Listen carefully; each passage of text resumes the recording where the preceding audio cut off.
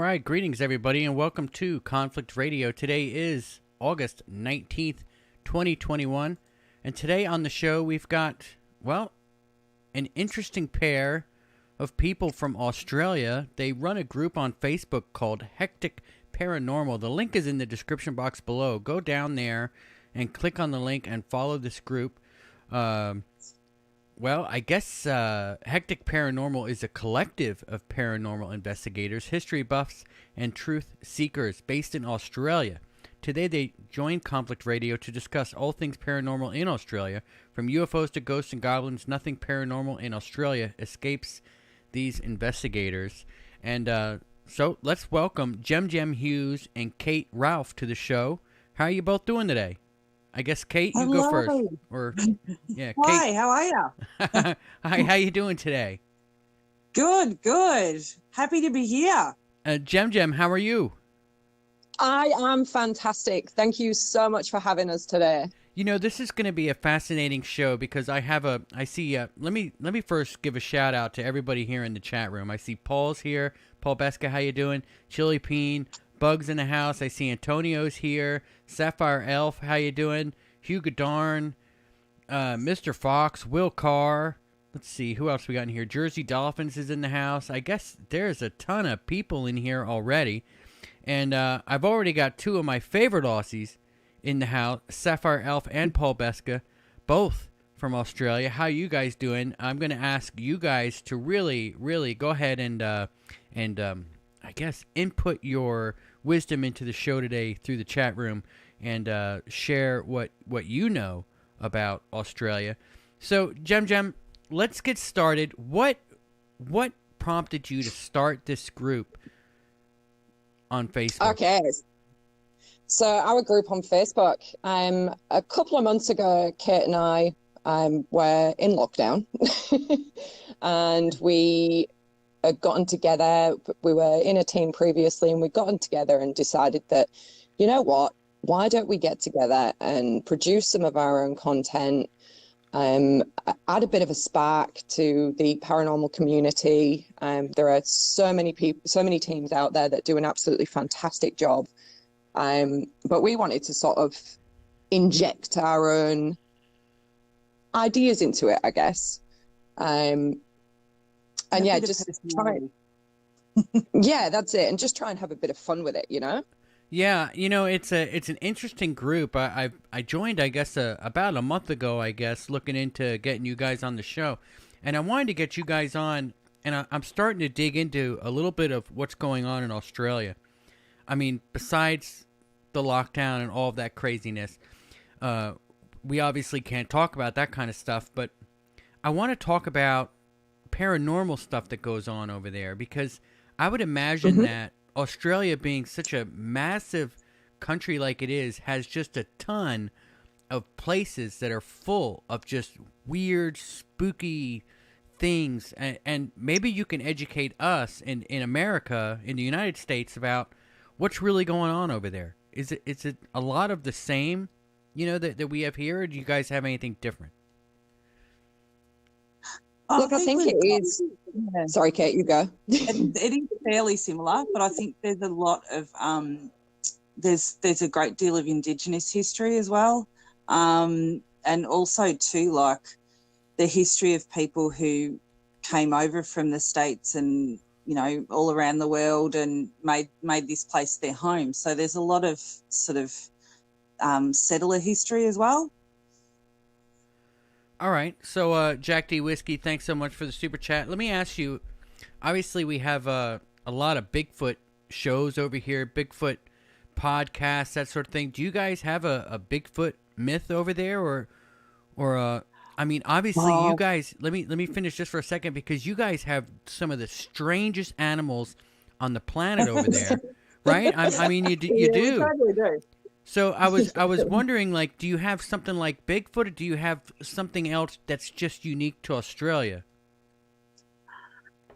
We've got, so there's a few mysteries around panthers and big cats, I've heard, that are up in the hills and mountains. And also too, like, different versions of Bigfoot, like, whether you call them Bushmen or there's like 500 names for them.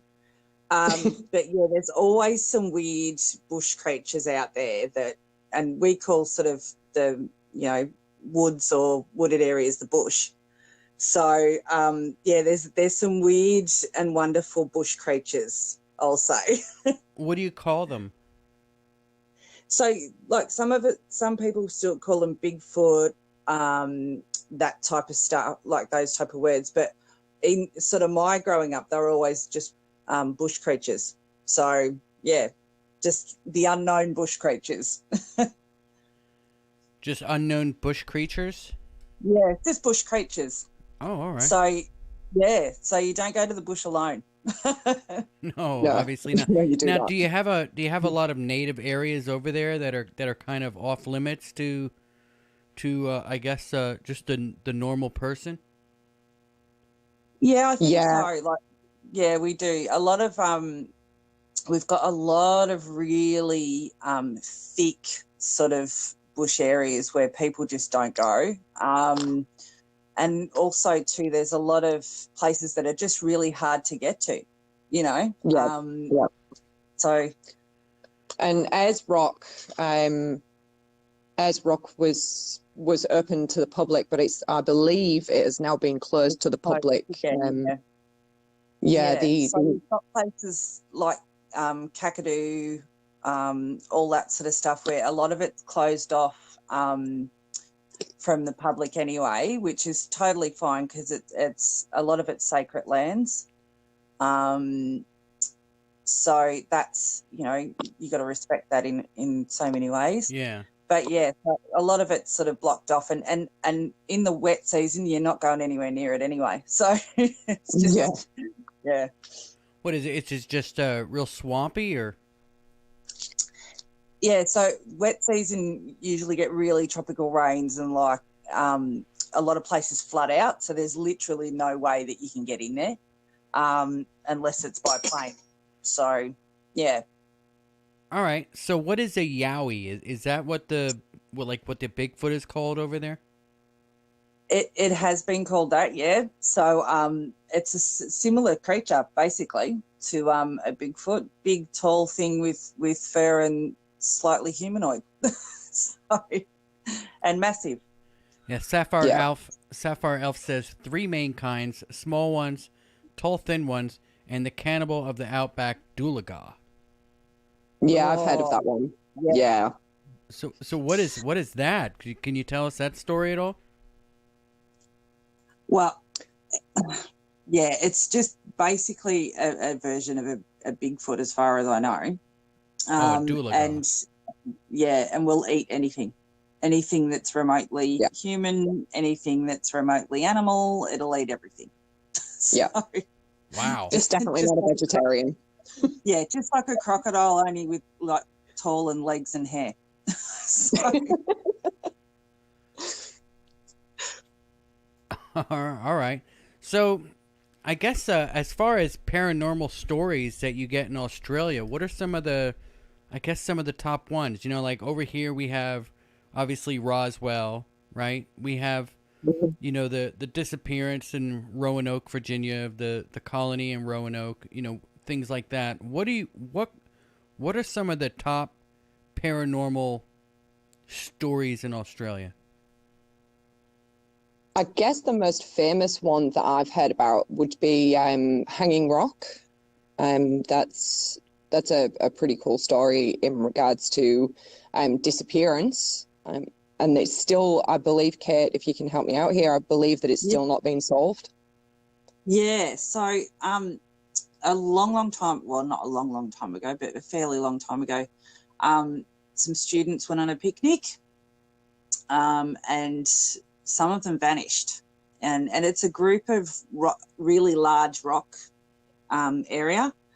And if you can actually get lost in there, but so they went missing, and as far as we know, like, correct us guys if we're not giving the right information, but some of them were never found. They completely disappeared.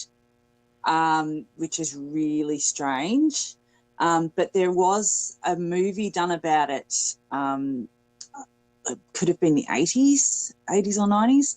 And that was like this massive movie in Australia because everyone knew about the mystery of the girls going missing. And yeah, so they made a movie out of it, which haunts me to this day. I can still hear the music of it in my head. But yeah, so it's one of those things that's still not quite solved. And, you know, was the movie a real representation of what happened or was it not? And yeah, so that's still a bit of a question mark. Yeah. All right. So how many people are missing in total? If memory serves me right, I think it's 2 went missing. Yes. Yeah. And there's no clothing or anything found? No, just vanished. Nothing. Just completely disappeared off the face of the planet. There are some stories in the United States, people that go missing in parks and stuff, they find their clothes folded up like on a rock somewhere or something. Yeah. That I've heard of that from the US, yeah. Which is really odd. Like, if you're going to go bush, you need your clothes. Yeah, definitely. You need some clothes. Yeah. Sapphire. There's a question. I'm sorry, what? Sorry, there was a question here from Don about what's a bunyip? All right. Oh. Yeah, yeah, it's basically a bunyip is from Australian Aboriginal mythology, and Bunyip's actually not far from where I am. It's said to lurk in swamps and creeks and just anywhere with water holes, basically. And yeah, I believe a guy actually wrote a book on it. Robert Holden, I think his name was. Yeah. It was a little while ago, 2001. And it just, obviously, he basically did a lot of research into Aboriginal culture and mythology, and he wrote a book on that. So that's a really good read if anybody wanted to read about bunyips. So what is it exactly? Yeah, it's one of those, what Kate was describing before, like a panther type creature. Big teeth, looks a lot like a cat, black, and basically eats anything of human description. Yeah. Wow. Yeah. It's like a saber-toothed tiger or something, right? Yeah, basically. You know, and it wouldn't surprise me if there was something like that in Australia because, I mean, think of all the exotic animals. I mean, we call them exotic here, obviously, but, I mean, for you guys, it must, be a pain in the ass. Like the koalas. Koalas are probably like a lot like raccoons here, right? I mean, are they annoying or? We don't really see, the part that I live in, I'm quite rural, which you would expect those sort of animals to be in, but I actually haven't seen a koala for about 10 years. So it's not like they run around the neighborhood, right? Like going through trash cans and things. You got more chance of a kangaroo jumping down the street than you have a koala being sighted in sort of suburbia, I guess.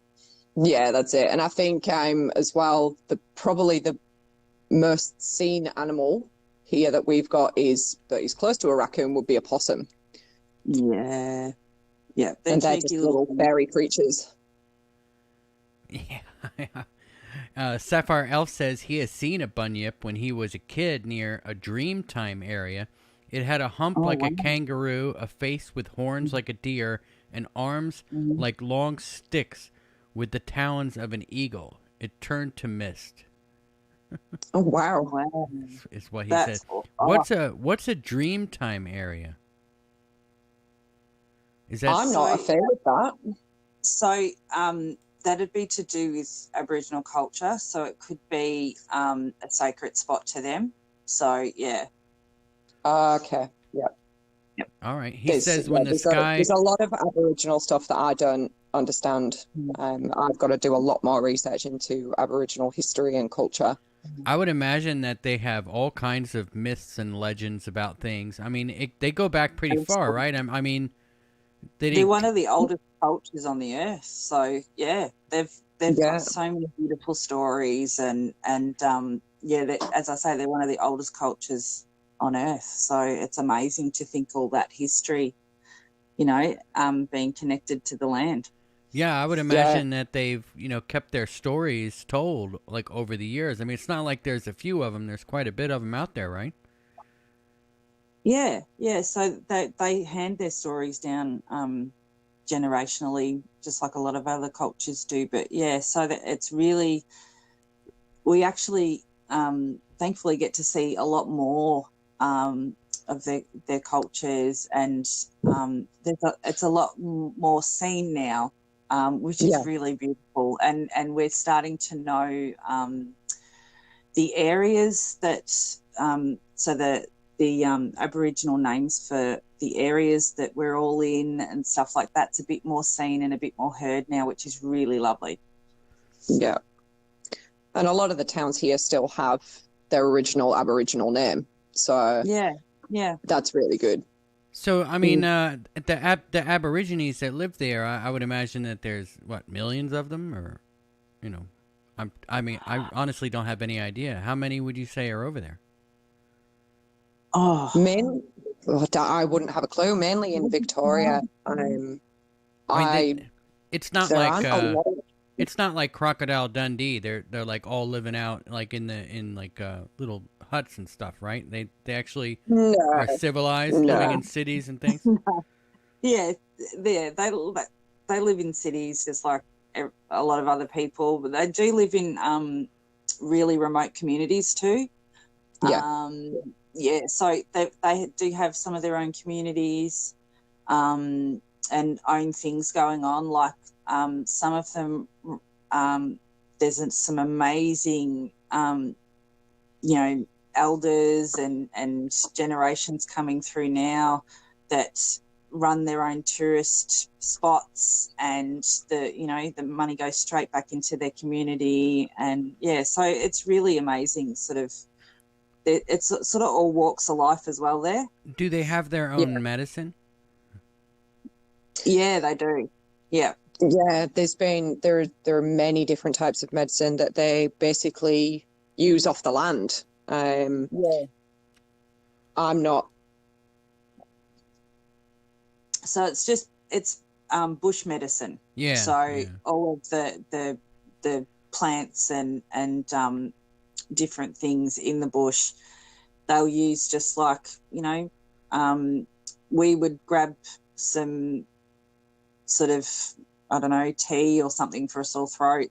They've got all that sort of stuff to plants that help you against insect bites and all that sort of stuff. So it's really amazing, and it's just so in-depth as well. Yeah, Sapphire Elf says, when the sky rumbles and the ground shakes without storm on the horizon, run. The Dulagash has your scent. Wow. All right, so I see. I'm reading the chat here. I guess there's some there's some stuff. There's a ton. I guess that I could learn from you guys talking about. I guess just the culture you guys have there in Australia. I've never been there. I don't have any idea. I would imagine that. I guess Sapphire Elf said that the Aboriginals take up about 15% of the population. Mm-hmm. And, I think that'd be correct, but I sort of don't want to quote a number because I'm not sure of it. But I think that'd be somewhere between 2 and 4 million. So Australia is just so multicultural. I'm not originally from Australia. I've only been here 15 years now. So it's definitely the different types of cultures that are in Australia is just so diverse. And obviously it's great. It's just fantastic to have all different walks of life in Australia and be able to connect with them as well. It's kind of like the melting pot of the world, isn't it? You have people there from all over everywhere. Absolutely. Oh, yeah. Yeah, the Italians, Greeks, Indians, we have Asians, all sorts. Everywhere. We're just a big bowl of everything. Yeah. All right. Yeah. There's I guess Don M wants to know if you've been to Monte Cristo Homestead. Okay, so we were actually talking about this yesterday on one of our lives with a group up north in Queensland, Yeah, the Night maybe Watchers first, Paranormal Australia. Yeah, if you could tell us what it is first and all that good stuff. Okay, yeah. So Monte Cristo is basically a homestead. They usually do tours. But unfortunately, paranormal teams are unable to go there anymore because of some issues that were had with other paranormal teams doing the wrong thing, and yeah, so that's kind of put a stop to us going up there. So personally, I haven't been. I'm not sure about Kate. No, I haven't got up there either. So yeah, we'd love to, but nobody's allowed now. Yeah, we have tried to get up there, but unfortunately they've closed down. So, but so the Monte Cristo homestead is in the town of Junee in New South Wales. It was constructed.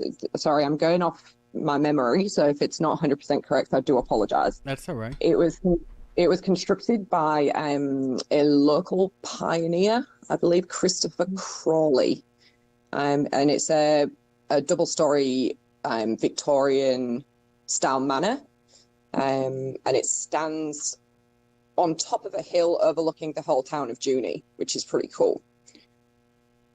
So I think it actually stood empty for a long, long time. I'm not 100% sure, but and it was bought in, I can't remember. This is really, really bugging me now. So I think it was bought in the early 60s, late 60s,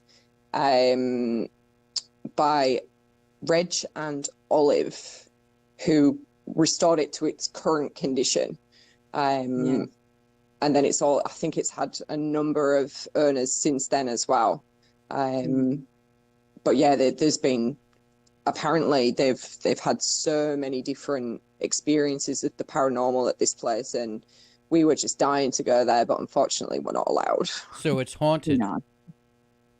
Yes, very haunted. Yeah, there are a number of YouTube clips on the Monte Cristo. They do have a Facebook page as well, which I believe has got some of their experiences of the paranormal on there as well that they've shared. Very, very, so many different stories about the place. It's just unreal, the history of it. And I believe it also operates as a museum. I think you can go there during the day and have a look around. All right. David White says, "Hi from Ireland, folks. Heard one of the ladies on Creek Devil. She had a great storyline of a motorist encounter." I haven't heard of that.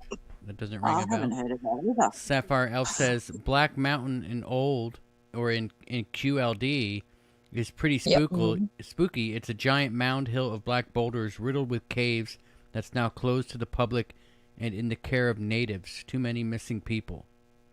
Yeah, I've heard of that. Yeah, he says there's even so many stories. There's even stories of explorers in Black Mountain caves that had tied themselves together with ropes. The rope went slack on the guy leading and found that it had been torn and lost someone. Oh my God. Yeah, these I wouldn't put it past happening there. No. Do you get any stories about giant crocodiles? Not really. So crocodiles are mainly up north. We don't get a lot of those type of animals down here. We're quite lucky in the sense that we don't get many killing animals. Well, we do have snakes and we do have redback spiders down here. So we do, yeah, and they are lethal. Yeah. Oh, what, the spiders? Tiger snakes, brown snakes. Yeah, so redback spiders, they're really nasty little critters.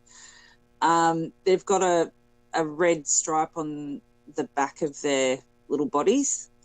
And yeah, they can kill anything. So they're not good. Yeah. All right, so let me thank Okay. Jersey Dolphins for the super chat. Thanks so much. He says, thanks, Conflict. Your guest is very interesting. Love their accents. Does Australia have Oompa Loompas? Oompa Loompas. I don't believe so. Have you heard or been to Fremantle Prison? I've heard of the prison. Fremantle Prison is in Western Australia. Yes. So obviously, with us starting up our page in the last couple of months and being stuck in lockdown, there are so many places we want to go and travel and just jump on a plane and get up to Queensland. Yep, on the list. Definitely on the list. We've heard on the list, a lot of they do tours there, so they do investigation tours and so forth. And one of my best girlfriends went there and did a tour around, and they dropped a mannequin down, and they just all freaked out and everyone ran out because so it was a bit staged, but it was really good apparently. So they scared him when they scared him with a mannequin, huh? Yeah. Yeah. And my beautiful girlfriend who went, she's a really big fraidy cat. Like she's scared of you walk around a corner at the same time and she'll get a fright. So it wasn't hard to scare them. All right, what about Pine Gap? Can you tell us about Pine Gap? Pine Gap? Yeah. I've not heard anything about Pine Gap. No, see, there's places we don't even know of. My goodness. Yeah. Yeah. Yeah, there must But be. we'll find out. There must be just a ton of places over there, I'm sure. I mean, Australia is not a little country. It's massive. Yeah. It's massive. 100%. The only Pine Gap I've heard about is actually from the US. I'm pretty sure it's a US satellite surveillance base. Yeah. Oh, all right. Let's I'm not 100% sure. Let's all look into that. Yeah, definitely. Yeah. I love all this stuff. I love hearing about new stuff because then we get to go and do our research and we find out so many new things and learn along the way, you know. All right. So, yeah, that's something we've got to look into, Kate, for sure. You know where I just came to mind. You know where I really love? It's a place called Silverton, Mm-hmm. and that's where they filmed the movies Mad Max. And they've got a little Mad Max museum there, with the rigged up cars and stuff. And that place is awesome. So it's called Silverton. And it's a lot of there's a couple of ruined old buildings there, but there's a couple of buildings that are still trading, and there's a pub, and it's so beautiful. And their little museum there has the most amazing information on the people who used to live there, and it's in the middle of nowhere. It's an amazing place. So just look up Silverton in Australia and you guys will see the place. It's such a beautiful little town. That's awesome. Yeah, Pine Gap is a secret U.S. military base in the Australian desert, is what I'm gathering here. Yeah. So. I wonder Interesting. I wonder if it's like connected to parks or anything like that. Ooh, we're gonna have to look into that one, Jen. If it's for sure. If it's in the Australian desert, you sort of maybe look in Alice Springs way. Yeah, maybe Northern Territory type area. WA or Northern Territory, Yeah, for sure. Definitely going to look into that one, guys. All right. So, what would you say that do you have areas in your town that do like ghost tours and things? What are some of the more? We have so many. So many. So many. So, can you tell us some of these ghost stories from over there? I've got a couple of personal experiences. I'd love to hear them. I'm sure Kate's got many more than I have. Oh no, come on, you can go first, Gem. I'll bring it up. Oh, okay. All right, thanks, Kate. Go on. You know you want So probably one of my favorite places in Victoria, Australia itself, would be the Beechworth Asylum. Now, this building itself was created, I believe, it's a sister. Sorry, Kate. It's a sister place that was originally built in England, and they copied it. So I went there one night with my dad. So my dad's part of our team as well. We went there one night, and it was probably my first experience of anything remotely paranormal. I walked into one of the rooms and thought that my dad was behind me at the time, but he actually wasn't. He was right down the other end of the corridor. And I turned around to speak to him. And as I turned around, the door behind, one of the cell doors behind me opened up. And I ran. I absolutely cacked my pants.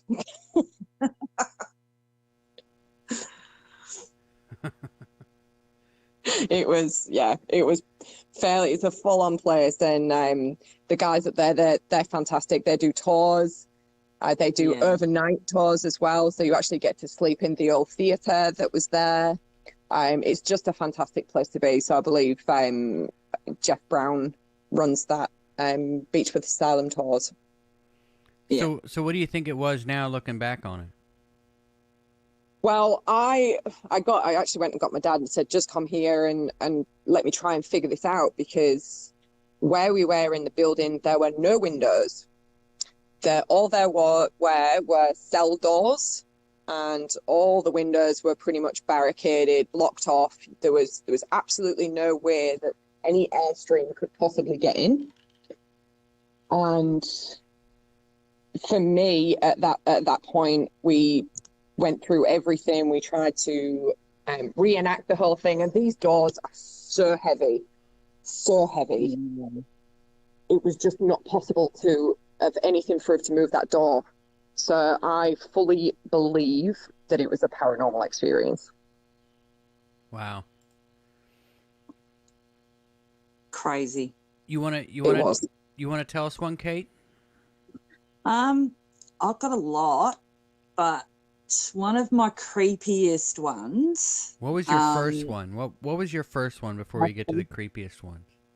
So, I've sort of been open to spirit since I was really young. And I do remember seeing my grandfather not long after he died, when I was about 6. And the other creepy one was I was quite young again, and we were over in the UK at a battlefield called Culloden, and we were walking around doing the touristy thing, and sort of generations ago, some of my family members would have fought there. And I remember feeling people next to me, and they weren't next to me, and I was sure about it. And then I had a little vision of what it looked like, and I was asking questions like, well, why is there blood over there, and why is there a sword over there, and all that sort of stuff. So that was pretty freaky for a kid. And then we sort of went into the little sort of information place, and they had a little movie running of what it looked like, and I was adamant to my parent that that's what that was looking like. So yeah, that was creepy. So, and the biggest creepy one I've got is we were in an asylum, and we were doing an investigation in an asylum, and I felt a breath on my face, and that freaked me out because I was in a asylum for the clinically insane and criminally insane. So that was very creepy and weird. Yeah, so I've had a lot of weird and strange, wonderful, creepy experiences. Yeah, definitely. Yeah. All right. So what's the creepiest one? I think holding objects, and I get impressions of what has happened with objects Oh, sometimes. you do? So we holding objects from again another place, a jail, and just getting an impression of what happened with the object, and also too, like being pushed while I'm walking around the jail was creepy too. Yeah. Yeah, that was just not fun. No, I was there. I was actually there for that experience when we actually gave Kate something that was wrapped up. It was an actual weapon used in a murder, and we gave her it. It was wrapped up. She couldn't see it, and the instant reaction that came over Kate, for me, creeped me out. It was intense, and her explanation of what actually happened with this item historically was correct. So to witness that, although it was very disturbing for Kate, obviously having flashes of what had happened, for me, I was in awe of it, but also very, very creeped out at the same time. Yeah. All right, Kate. Well, I mean, I can't let that go. We have to talk about this a little bit. I mean, that's an interesting gift. I mean, when did you learn that you were able to, I guess it's psychically connecting with an object, right? I mean, that's what you're doing. Yeah. I from a young age, I could hear more so than see spirit. So I sort of grew up talking to dead people. And then I when you're a teenager, you don't want to really think about it. You don't want to be different. You sort of shy away from it a bit. But then I reconnected with it all, and I've sort of been doing it ever since. So, like I get impressions from people who'll give me an envelope with something in it, and I won't know what's in it, but I'll get an impression of what it was used for, or the person who would have been attached to it, that sort of thing. So that's quite interesting to do. But it's more sort of my later years. I'm not that old, really. So, but sort of the last 15 years that I've really sort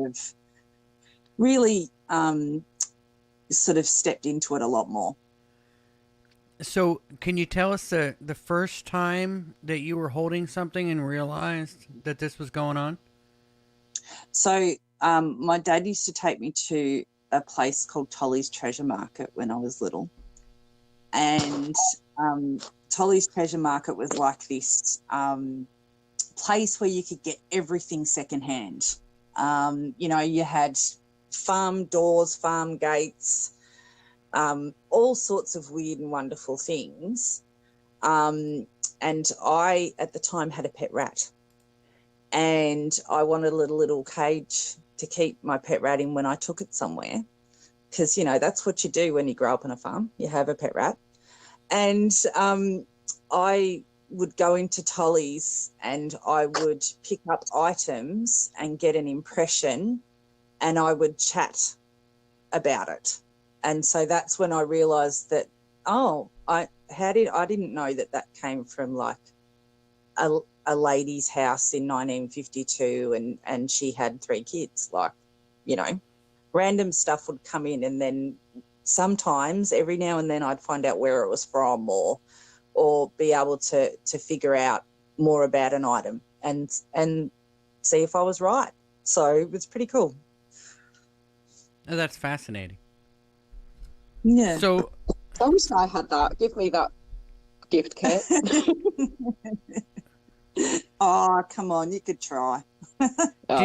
Do either of you do any healing at all? I guess David Gosling's asking here.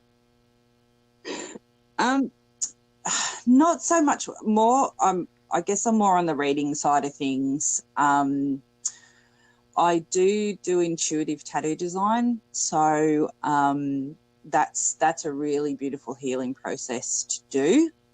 It involves a meditation and a few other things. So that sort of really is, as I say, that's a healing process. But no, I'm not a person that does Reiki or anything like that. But yeah.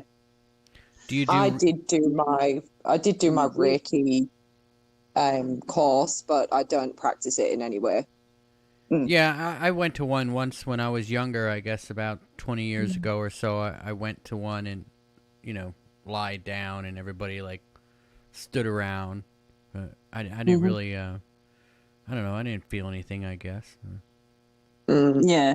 I guess it's horses for courses. If, if you have the intention that it's going to help you, then it'll help you. If you don't have that intention, then it might not. Yeah. So you said earlier you talked to dead people, Kate. We gotta go back there, right? We have to talk about that for a second. Sure. Like Why not? do you still talk to dead people, like, a lot? Randomly, yeah. Yeah, randomly. Although in lockdown it's a bit different because I'm not really going anywhere. Well, they can come to you, can't they? Well, they can, yeah. Sometimes, when I'm doing readings, they might pop in if they've got something to say to the person I'm reading for sometimes. But yeah, I sort of, it's randomly that it sort of happens for me. What do they just, like, come out of? Do you see a figure when you're hearing them, or do you just hear it? It's mainly heard. I do, when I'm out and about investigating, I will see a bit more, which is, it still freaks me out. But yeah, it's more auditory for me. So I might get songs, I might get actual words, I might, get a name of an object or a colour. So it can vary from spook to spook, as I say. Yeah. But yeah, so it can be different for each one, but they're going to give me what they need to get across to the person I'm reading for, or who I'm with, or who I'm standing next to. Because it doesn't like sometimes it'll happen randomly. I'll be sitting somewhere and just, walk up to someone and just say, look, I just need to tell you this because, yeah, I just need to tell you. And then I'll run off because I'm like, that's weird. Yeah. Well, let me ask you, because there's a lot of people, I would imagine, that, could be listening to us that might be able to hear the same kind of thing. Like, so how do you know it's actually a ghost talking to you and that you're just not, like, crazy? Oh, well, see, that's what I fought with in my teenage years. I was like, man, I must have some psychological problem. There must be something wrong with me, like, because this is not normal. I'm a, normal type person. Why is this happening? And it just got to a stage where I couldn't ignore it, and I knew it wasn't mine. I knew the information wasn't mine, and it slowly built up that the information was so on point, correct, or really valid for the person I was telling it to, or things correlated and I shouldn't have known that thing, or, a lady was going to have a little girl and she had a little girl and I told her she was going to, and it's not my information, which is the biggest distinguishing thing, because I'm not going to sit next to someone and go, oh, I wonder if this, oh, I wonder if that, it'll just come in, and it's like I'm a printer, I guess, for the information. Yeah. Have any of you girls encountered an entity that you didn't want to? Antonio asked. Ooh, I have not.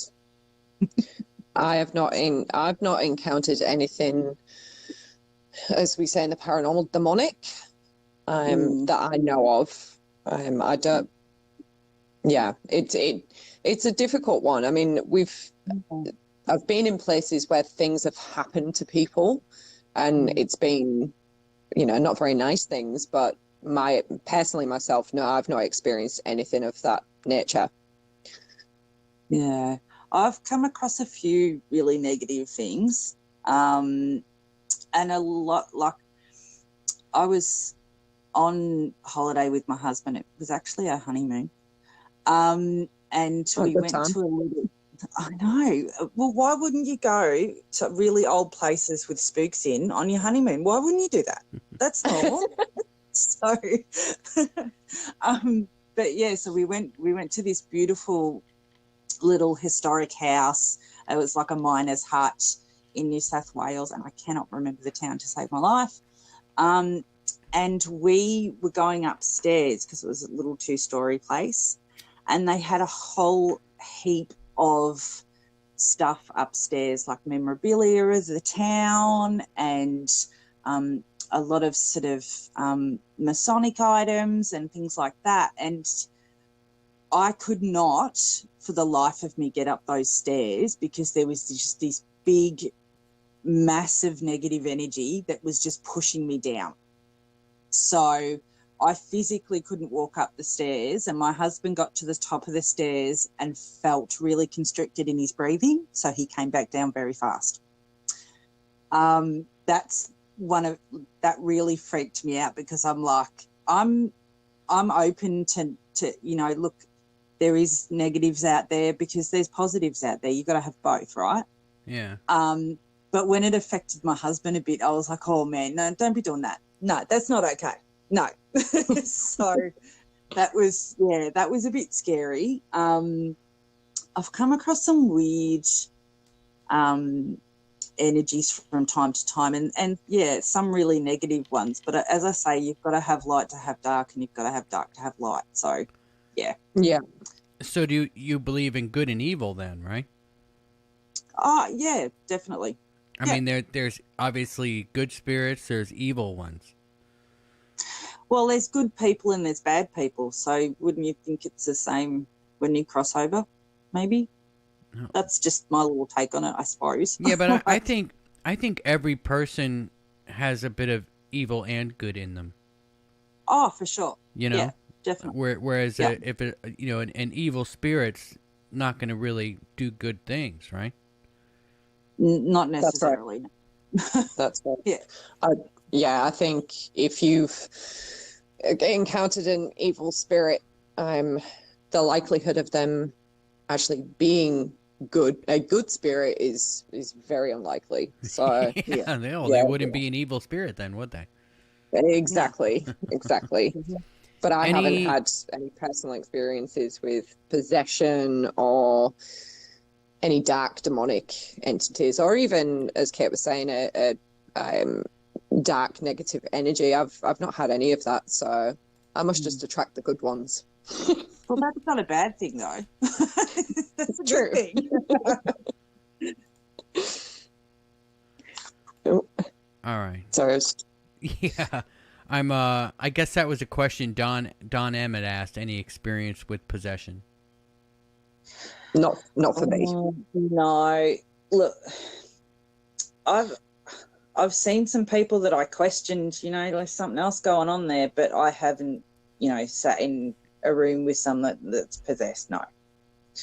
I think with possession, it's very, very difficult. You would have to spend months on months to be able to come to some sort of conclusion of whether it is a psychological element or whether it is a possession.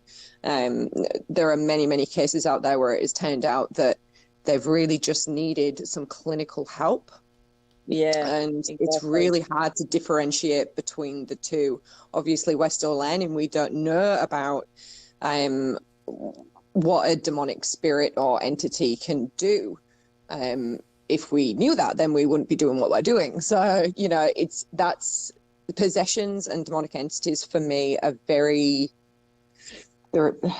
it's a very hard subject to touch on, because when you're dealing with somebody that believes they're possessed, or with a family member who thinks that one of their other family members is possessed, you've got to go through all the motions of trying to rule out any other possibility, such as the psychological mental aspect. health issues, physical health issues, you know, situational issues. There's so much that you need to rule out first. And I think I take my hat off to people who really invest time in working these things out and understanding, you know, firstly, what is a possession and how it works and all of that sort of stuff, because it's just such a wide space. It's, pretty amazing. Yeah. I'm with the sort of demonic side of things as well. If you look into different cultures, they've got different different demonic entities. So it's, most of them are very much alike, and they translate into what we would class as our demonic energies. But there's just so much to rule out in that whole aspect of the paranormal. Yeah, there certainly is. That's for sure. It's just difficult. It's really, really difficult to understand somebody's psyche at the time, and trying to work it all out is very, very tough. Usually with good results at the end, may I add. Kate, did you ever try to get EVPs of these beings that were talking to you? No, not that much. Like when I'm on a paranormal investigation, I'm going to try and get EVPs. But it's never really worked. So I'm going to keep trying, because I really want to capture when I'm getting talked to. That'd be really great. That'd be really great. So I'm definitely keep trying with that. So, yeah. Yeah, that's always neat. Have you ever, have you ever had a spirit maybe give you some kind of information on something that you were looking, like maybe you lost something and somebody helped you find it, or? Yeah, I do that a lot, which is really funny because I lose things all the time. So I'm a bit hopeless. And I'll ask one of my family members that have passed, where is it? And usually within about 10 minutes I've found it. So, which is pretty nice. Kind of nice I've got you back. Don M. wants to know, what is the most inspirational message you have received? Oh, that's a good question. Yeah, no, this is a good question, because a long time ago I did a reading for a girl. Now, I don't remember a lot of the information in the readings, because guess what? It's not mine. Yeah. So I just give it, and then that goes away from my brain. There's only a couple that I remember really well, because somehow I've been let to remember them. I was at a sort of psychic expo, I guess you call it, and I was reading for a young girl, and she was in a very sticky situation with her partner, and she was abusing drugs as well, and she was not well, and she was heartbroken. And the messages that I got from her spooks, I'm going to call them, her ghosties, was, you need to get out of that house now and you need to leave. And she just burst into tears, the poor thing. And she said to me, even though the words weren't inspirational, but she said, that means it's okay for me to leave and for me to go and leave this person and this situation, and it's okay for me to do that. And the other piece of information was that she had done nothing wrong, and she was allowed to go and live her life and actually be happy. So that was really a moment I kind of cherish, that I'm allowed to remember it, you know? Yeah, that's cool. Because, so years later I found out that she actually did leave that situation, went on to go to school and do really well. So that to me is inspirational. If that little moment in time can help someone get back on their feet and have the courage to try, look, that's awesome to me. Yeah, 100%. I agree. All right. So if anybody out there has any questions for the duo from Australia, go ahead and put it in the chat room, and we'll ask them. I guess we got about 30 minutes left. So if anybody wants to chime in with a question, I know I've been kind of reading them. We've been getting them as we go, but This one here from Sapphire Elf. What's the main focus of their group? Ghost, spirit, cryptids, myths, or just anything spooky? All of the above. Yeah. All of the above. All of the above.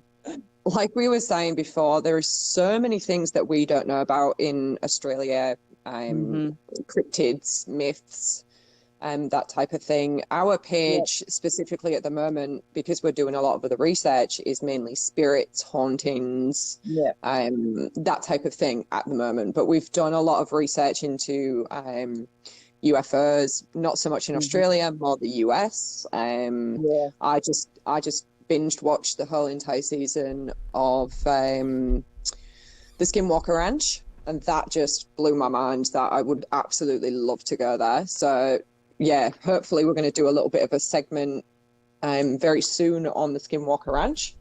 Fingers crossed.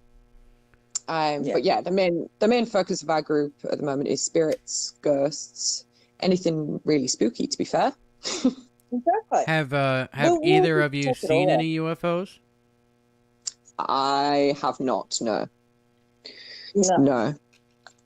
I thought I'd seen a UFO, but apparently, according to my dad, it was a satellite. So that's what my dad said. Yes. Jersey Dolphins. We're open to see them. Jersey Dolphins wants to know what kind of equipment that you're using. Ooh, lots. We've got lots of equipment. So we've got a tri-meter, a tri-field meter, an EMF detector. We've got an SLS camera. Yes. I think a lot of our research, or for myself anyway, I'm more old school when it comes to research. So I prefer to use things that aren't electronically based. I'm not much of a believer in the apps that you get on your phone. There's a lot of teams out there that absolutely love them and have possibly caught intelligent information, or had some form of intelligent connection with spirit. Probably my most loved piece of equipment is the SLS camera, which is called a Connect camera. Yeah, it's super cool, that piece of equipment. So I don't know if anybody uses that, anybody that's on the chat that uses that piece of equipment, but if you don't, you should, I highly recommend that you invest in a piece of equipment like that. Yeah, Jersey says digital recorders are great for EVPs. Absolutely. 100%. Yeah. We've got a number of EVP. I went to a haunted house once with a little digital recorder, and I think I've got some creepy things on there, I think, but I didn't know if it was, maybe something I was just hearing in the background, or if it was actually. Do you still have those recordings? No, I don't. I don't know where any of that stuff is. If anybody's got anything out from EVPs or any footage or anything that they want us to review, I can do that. So I'm more than happy for people to chuck it through to our page on Facebook, and I will review the EVPs. I can clean them up, and you never know, there might be something that you've caught. Exactly. You may have caught an EVP. Yeah. Sapphire Elf says, there's a story of a yowie from my local dump called Old Fire Hands. Some kids were camping near there and saw a giant thing mess with the fire. Then it ran off in the woods holding a burning log. Whoa. Don M wants to know, what about a spirit box? Spirit box. Yeah, so spirit box, I don't really like them. Only because you can get a lot of audio pareidolia from spirit boxes. So basically you can hear something, and you can tell somebody else what you think it says, and they'll go, oh yeah, it totally sounds like that. But then another person will say, nah, it doesn't say that at all. So that one's a really difficult one. But on the subject of spirit boxes, I really do love the Estes method. Yeah, that's awesome. And that's something that we'll be trying. Hopefully, when we get out of lockdown, we can go out and do some more investigating. That is something that we will be definitely doing And in the I'm future. totally asking the questions. You can wear the headphones. Okay. 100%. I'm quite happy with that. Fine. Yeah, Antonio says if you're going to try to use your phone recorder, you must have it on airplane mode. That's a mistake people make. Oh, yeah, 100%. true. Definite. Yep, true. And especially with, we covered this subject on one of our lives the other night in regards to using EMF meters. Now, we see a lot of people walking around with their phone, doing their live with an EMF detector in their hands. What that EMF detector is going to do is pick up the signals from your phone. So you can't use it. You will not get any form of intelligent responses using your phone and using the EMF detector at the same time. Leave it. Put the EMF detector down far away from whatever piece of electronic equipment that you are using, just so that you can rule out that there is no interference from that electronic device. Yeah, David wants to know, mostly I see or hear things in daylight. Do the ladies only search at night? Oh, no, you can go to places through the day. Yeah, spooks are around whenever they feel like it. It's not, I've been to a really, really good place called Kanyaka Station. And I was there with my husband during the day, and we were just sort of sightseeing and stuff. But, yeah, there was definitely some activity there. And, yeah, that was broad daylight at like 2:00 in the afternoon or something. So, yeah, it's definitely day or night. I don't think it matters. I think for quietness value, nighttime's better. Because there's not as much noise about and all that sort of stuff, so you can get some better opportunities to record anything. But daytime's just as good. Yeah, Don M says he uses a Mel meter, which is the best tool ever. Let me ask you this, Kate, because you talked about talking to spirits, and I just want to go back there again for a second, because I've had some questions, I guess, just pop up into my mind since we were talking about it. So let me ask you a couple questions. What is the oldest ghost that you've talked to? Like, are they all recently deceased, or are some really old, like hundreds of years? So some are really, really quite old. In my travels to the UK, I came across some really old spooks. And also too, like, because I've done a fair bit of travelling around Australia. It's one of our favourite things to do when we're allowed to do it. But yeah, I think the oldest ones would have been in the UK, but I've got a few that would have been at least over 100 years old in Australia. So that's not, it's many and varied. But yeah, the UK was like, and in France as well, there was some really old ones over there. So more old in the UK and France than in Australia, say? Yeah. Were they looking for a way to cross over, or? No, so I guess some of them were just stuck where they wanted to be stuck, and they had stuff to say, which was really interesting. But I guess some of them can be stuck and they don't want to be. So sometimes I guess you just got to go with the moment and say, look, you can go if you want to. Do they know that they're dead? To be. A lot of them do. Like 90% of them that I've come across know they're dead.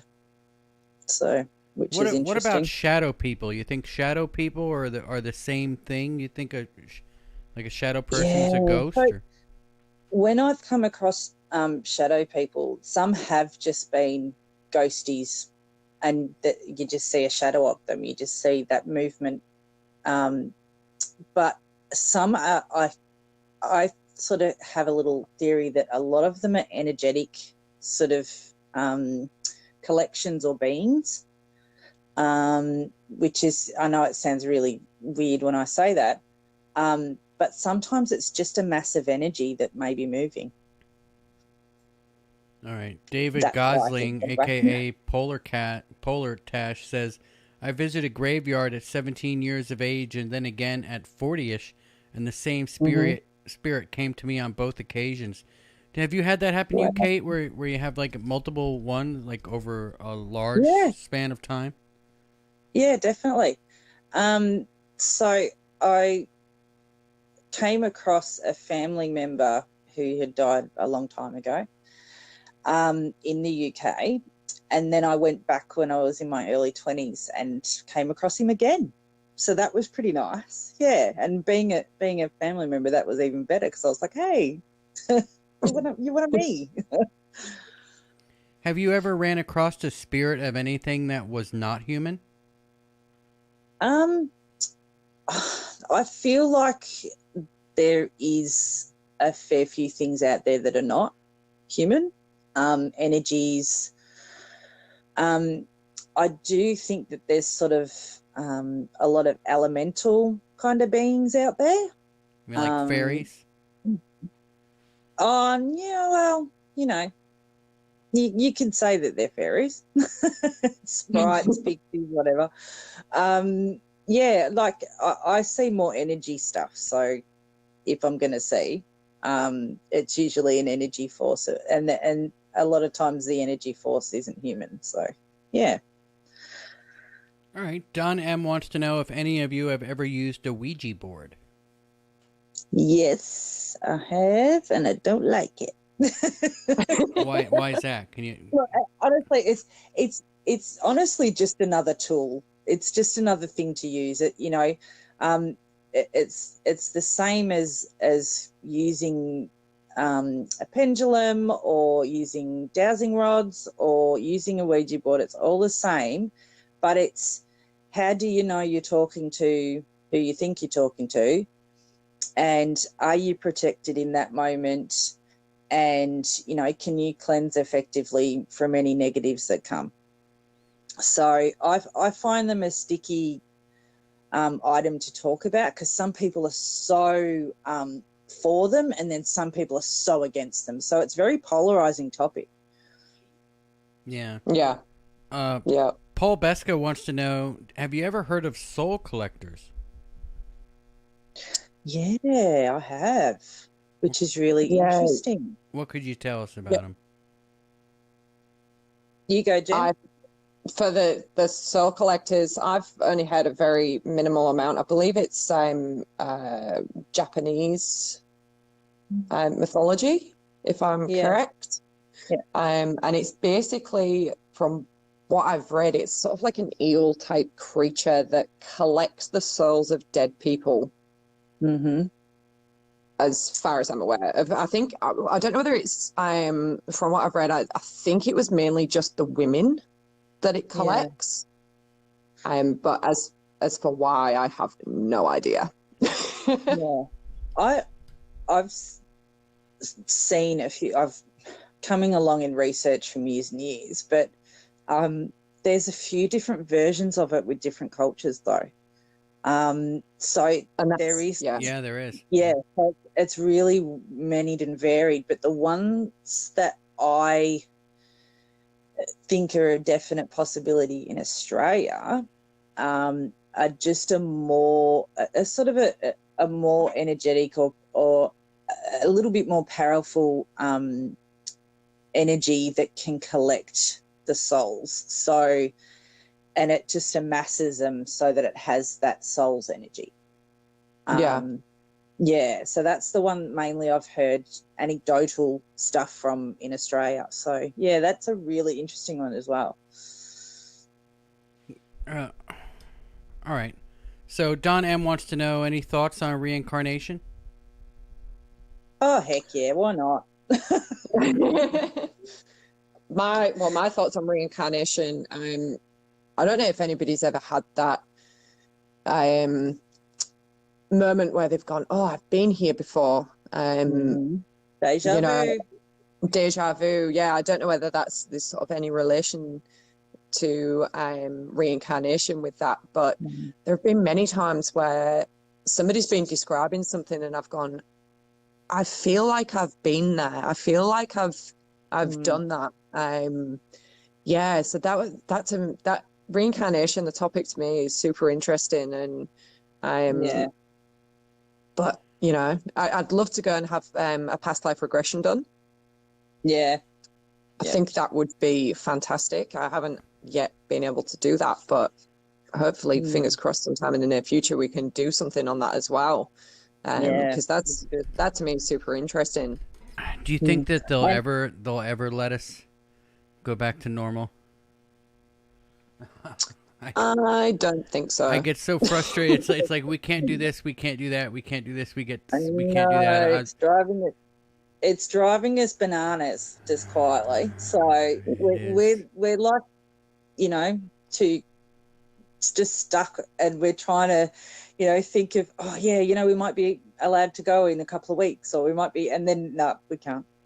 Sorry. Yeah, spooky. I guess I gotta get off the subject. I just, you know, I hope there comes a day where we can all talk about what's going on today. That would sure be nice.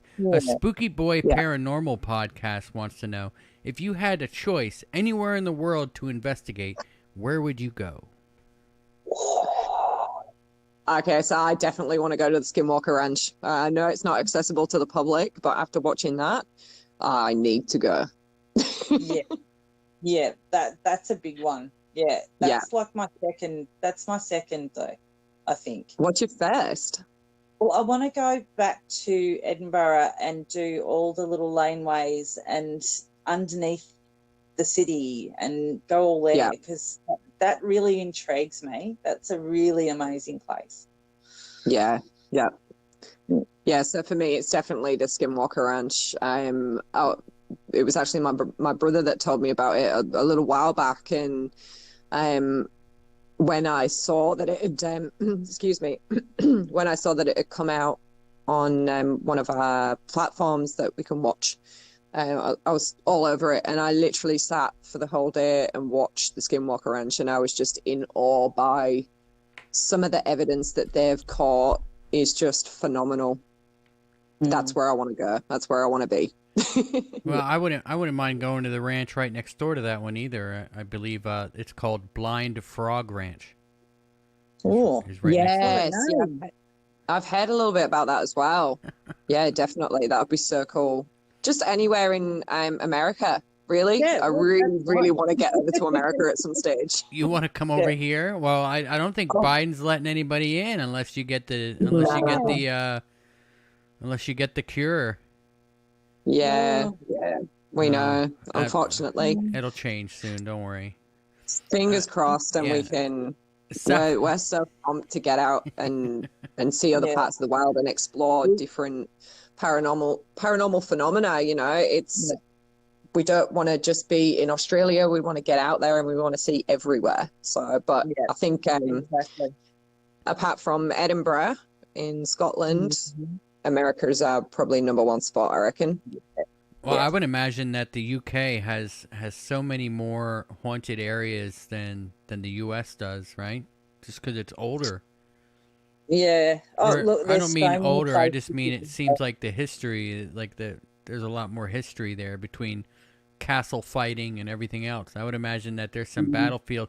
Does Australia have any battlefields? Old battlefields? Not really. No, not in Victoria, not that I know of.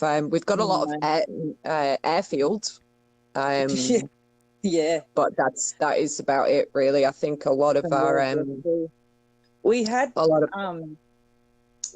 bombings in Darwin during World War II. But apart from that, not much else. All right, Sapphire Elf says, do the ladies follow any work by Rex Gilroy or Tim the Yowie Man, like the Gyppy Pyramid? Ooh. I've heard of the Yowie Man. Yeah. I've seen a bit about that. Like we said before, there are so many different teams out there that we're trying to connect with and trying to learn off them as well, you know. So all this stuff. Like, if anybody's got any suggestions of what we look into, or any history related subject that they want to get us to have a look at, send the links our way. We are more than open to absolutely doing our research and trying to dig a little bit more into it. So yeah, put them up there. Yeah. Let's see here. I saw a comment earlier. I think it was Paul. Yeah, come through the south, open border there. Yeah, so that's true. so if you fly from Australia to Mexico, you should be fine. You can just come across the southern border. It's wide open. Okay. There's no wall. wall. No questions asked. Awesome. So, we are there. so that's a good way to come to the U.S. if you want. Just come the long way around. It's fine. We'll spend as many hours traveling as we need. Yeah, Hugo Darn says we have 4,000 years of battlefield fights. And I would imagine he's talking about the UK, and that's true. Yeah. The UK is just full of battlefields. They've been fighting there since the beginning of time, it seems. Pretty much. You guys don't have any down in Australia. That's crazy. Do you never had a war between I guess the white man and the Aborigine? Yeah, but all of those places, it's really hard because those sites that there was a fair few massacres and things, which is just so horrid and so raw still in our cultures. So it's a really hard thing to dig into. Yeah, it's not. I don't think it's that widely spoken about. There are a lot of literature for people to read online, but to actually speak to somebody of native origin is very difficult. It's very secret, and a lot of the places where the massacres happened are restricted to absolutely no one. I believe a lot of the Aboriginals don't even go there themselves. Yeah. So it's a very hard topic to sort of broach still, which is unfortunate because I believe that. Sorry, Kate. It's still very raw for a lot of generations of people in Australia. So it's not something that you just go treading on. So what happened? Could you tell us what happened? So there's when European settlers came over, they didn't treat Aboriginals in a very fair way at all. They were really mistreated, and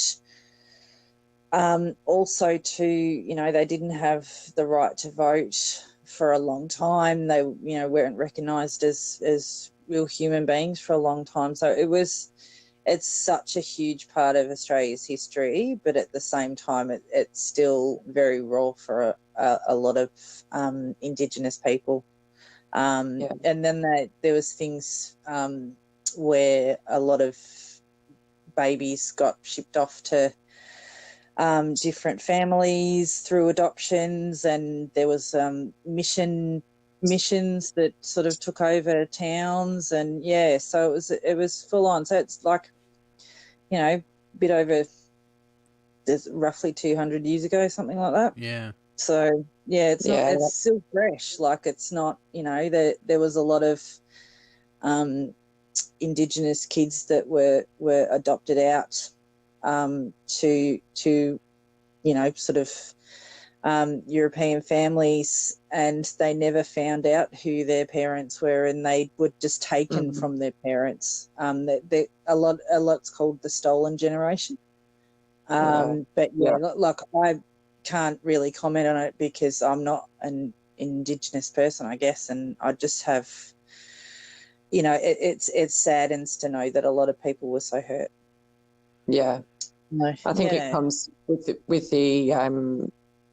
not being of Aboriginal heritage ourselves. It's quite difficult to talk about because of the awful things that happened to them. The British Army, the police that were involved, that were the massacres were conducted by these people, Yeah. and we don't know what happened from an Aboriginal perspective.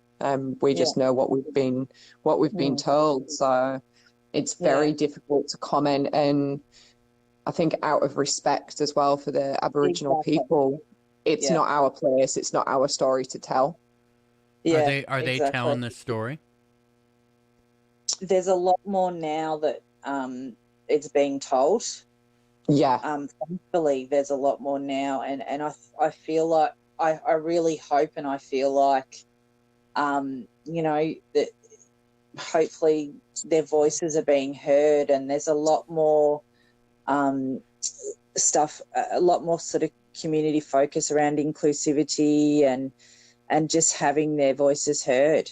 So that to me is amazing. I'm actually doing a little bit of study at the moment, and I was fortunate enough to, one of my study components is a little bit to do with Aboriginal culture, and that's really, to me, that's precious. That's amazing to me that I get to read about it, Kate, have you ever talked to an Aboriginal that had passed? I do believe I have, and he was very shy and very, very subdued in what he felt like he had to say, and he had very limited words. So that was really interesting. Yeah. Interesting stuff, isn't it? Yeah. All right. So why don't you guys tell us what your goal is with Hecktic Paranormal? Oh, so many things. So many things. Yeah, I think we, at this point, we are trying to help people through what the world is going through right now, and give them, just make them smile for at least, a minute of the day. It's very, very hard at the moment for a lot of people, and there's a lot of mental health issues happening at the moment, and we just want to try and make people smile. That's all we want. And obviously when we get out to do our investigations, try and teach people the different techniques of what the paranormal field use to try and connect with spirits, that kind of thing. And sharing experiences with people, sharing the paranormal world with people, connecting with other teams, and just inquiring minds. We want to know what's out there. We want to know what's going on. In this. Well, in we this might not ever get those answers. More. We might not ever get those answers. 100%. But let's have fun trying, though. Yeah, we're definitely trying, aren't we? Yeah, we are. Exactly. We are.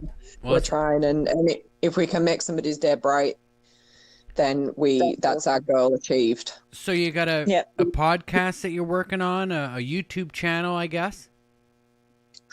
Yes, we do have our YouTube channel, but at the moment it is set to private because we are still creating our content for the platform. Our main source of social media is we've just got into our Instagram, but our main source is our Facebook page, Hecktic Paranormal. Yeah, that's your main spot, right?